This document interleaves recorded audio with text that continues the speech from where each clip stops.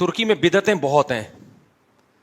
ترکی میں چونکہ اب اسلام ایک طویل عرصے تک ختم رہا نا, اسلام خلافت ختم ہو گئی, علم دین ختم کر دیا, ایک دور میں داڑھیوں پہ پابندی لگی ہوئی تھی, تو وہ اسلام کا ایسا گلا گھونٹا ہے وہاں پہ. اب جا کے اسلامی تحریکیں اٹھ رہی ہیں, اب وہ آ رہے ہیں لیکن ان کو ٹائم لگے گا. ابھی وہاں بدعتوں کا بہت غلبہ ہے, بدعت کا.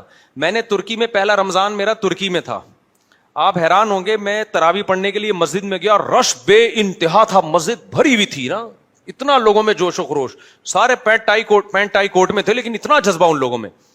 ہم جب گئے ہیں, ہم سفر میں تھے, بہت تھکے ہوئے تھے, تو ہم نے کہا چلو تراویح پڑھتے ہیں. امام صاحب نے پہلی رکعت اللہ اکبر. اچھا جو امام تھے وہ شافعی مسلک کے تھے, تو وطر انہوں نے خود نہیں پڑھا ہے. انہوں نے کہا کیونکہ ترکی میں سارے حنفی لوگ رہتے ہیں تو وطر ایک حنفی امام کو انہوں نے آگے کیا. یہ کہ ہمیں پازیٹیو چیز نظر آئی کہ اپنا مسلک تھوپا نہیں انہوں نے. تو اب کیا ہے کہ جب انہوں نے نماز پڑھانا شروع کی نا, تراویح کی پہلی رکعت اللہ اکبر, ہم نے نیت باندھی,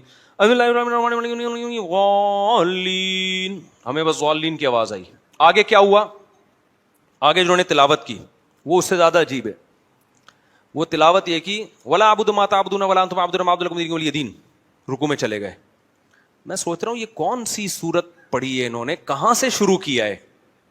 سب ساتھی ہمارے یہ سوچ رہے.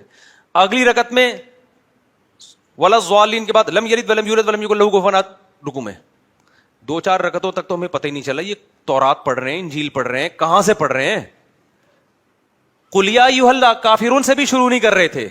ایک تو نا قل یا ایھا الکافرون سے شروع کرتے, بیچ سے ولا اعبد ما تعبدون ولا انتم عابدون ما اعبد لكم دینکم, 3 آیتیں آخر کی. پھر جب تیسری رکعت پڑھی ہے تو بھی ولا اعبد ما تعبدون ولا انتم عابدون ما اعبد لكم دینکم ولی دین. پھر جب اگلی رکعت ہے لم یلد ولم یولد ولم یکن له کفوا احد. 2-4 کے بعد میں پتا چلا بھائی یہ قل واللہ بھی آدھی پڑھ رہے ہیں اور سورہ کافرون بھی آدھی. 20 کی 20 رکعتوں میں یہی پڑھا ہے انہوں نے. تو میرے ساتھ 1-2 لوگ اور بھی تھے, انہوں نے کہا یار یہ اسٹائل کی تراویح ہم نے پہلی دفعہ دیکھی ہے. میں نے کہا بیٹا ہم نے گاؤں میں تراویحاں پڑھی ہیں بہت اسپیڈ میں, ایسی اسپیڈ خدا کی قسم فرسٹ ٹائم دیکھنے کو مل رہی ہے, ایسی اسپیڈ ہم نے آج تک نہیں دیکھی. پھر وہ انہوں نے کہا وہ جو ہے وہ چونکہ سارے ترکی میں تو 99.9% فقہ حنفی ہے, خلافت تھی نا وہاں, تو اب وہاں پر وہ امام جو تھے وہ حنفی امام آئے نماز پڑھانے کے, انہوں نے پھر وہ وطر میں پوری کسر پوری کر دی. اتنی لمبی 20 تراویح نہیں ہوئی جتنا لمبا انہوں نے وطر پڑھا. وہ پھر تجوید بہت اچھی تھی ان کی, قرات بہت اچھی. ہم نے کہا بھائی آج تو پڑھ لی, اس کے بعد ہم یہ تراویح افورڈ نہیں کر سکتے. لیکن ہم بدگمان نہیں ہوئے ان سے. یہ بھی میں آپ کو جو واقعہ بتا رہا ہوں خدا یعنی ان کی توہین کے لیے نہیں. ہم نے کہا یار یہ حالات اگر ہم پر آئے ہوتے تو شاید ہم اس سے بھی گئے تھے. جب آپ الٹی سوچ لے کے جاتے ہو نا تو ہر قوم کی برائی نظر آتی ہے آپ کو. جب آپ پازیٹیو سوچتے ہو تو پھر ہر اس میں بھی آپ کو اچھائی. ہم نے کہا یار ان کے اوپر 100 سال لبرل حکومتوں نے حکومت کی ہے, اسلام کا گلا گھونٹا ہے, ان لوگوں نے اتنا بھی بچا لیا نا, رمضان کی تراویح بچا لی, یہ بھی غنیمت ہے. کیونکہ یہ ان کے استاد جو بھی امام تھے نا وہاں جنہوں نے تراویح پڑھائی, ان کے استاذ ان کی آپ ہسٹری پڑھو, بڑی قربانیاں دی ہیں ان لوگوں نے اس کو بھی بچانے کے لیے, ورنہ تو یہ بھی ختم ہو گیا تھا. چھپ چھپ کے نمازیں پڑھتے تھے, چھپ چھپ کے قرآن, تو اتنا بھی رہ گیا کیا یہ غنیمت ہے بھائی. اب جب اسلام آئے گا تو انشاءاللہ پھر وہ آہستہ آہستہ آ جائیں گے خیر کی طرف. تو ان کی یہ برائی نہ دیکھیں کہ وہ اس طرح سے تراویح پڑھ رہے ہیں. ہمارے نظر تو میں جائز نہیں ہے اس طرح پڑھنا, ہم نے تو کہا ہم اپنی اخپل طریقے سے پڑھ لیں گے. لیکن ہم نے یہی کہا کہ یار یہ جو ان لوگوں نے اتنا بھی بچا لیا نا اسلام کو. اچھا ترکی میں ایک بدعت اور بھی ہے, ہوتا یہ ہے کہ جب امام فرض نماز پڑھاتا ہے نا تو ایک مؤذن یا جو اقامت پڑھنے والا پیچھے بیٹھ کے لاؤڈ اسپیکر پہ سبحان اللہ سبحان اللہ سبحان اللہ ایسے پڑھ رہا ہوتا ہے. میں جب فرسٹ ٹائم ترکی گیا میں نے کہا بھائی یہ کیا بدعت ہے یار, یہ تسبیح آہستہ سے پڑھو, وہ مائک پہ کیوں پڑھ رہا ہے. تو ہمارے استاذ جو ان کو ترکی پہ بڑی معلومات ہے نا, وہاں کی ہسٹری بہت جانتے ہیں, انہوں نے کہا ہوا یہ تھا کہ جب یہاں مسجدوں میں اماموں میں پابندیاں لگی ہیں تو یہاں کے علماء نے کہا کہ اگر ہم یہ تسبیحات مائک پہ نہیں پڑھیں گے نا یہ آہستہ آہستہ لوگ ان چیزوں کو بھول جائیں گے.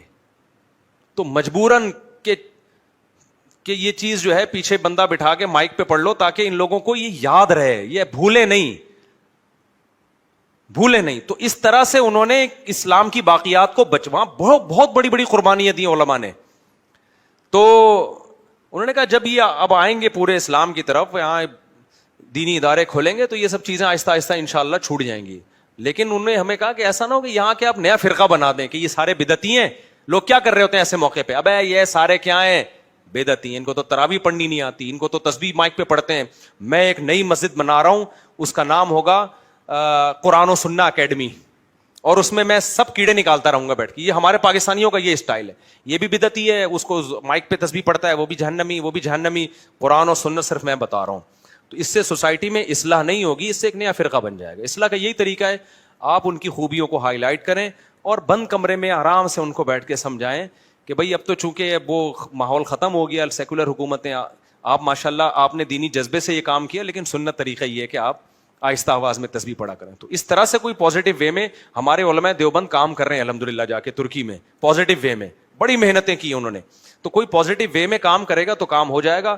لیکن اگر یہ کھلی چھوٹ دے دی نا, تو یہاں سے فتنہ پرست جا کے وہاں بھی اپنی یوٹیوب پہ دکانیں کھولیں گے, لیبل لگائیں گے فرقہ واریت ختم کر رہے ہیں, لیکن ہوگا کیا, مارکیٹ میں نئے نئے فرقے آنا شروع ہو جائیں گے. تو قوم کی اصلاح کرنی چاہیے, اس کا مذاق نہیں اڑانا چاہیے. تمام دوائیں بچوں کی پہنچ سے دور رکھنی چاہیے, پھر بھی آرام نہ آئے تو قریبی معالج سے رجوع کرنا چاہیے.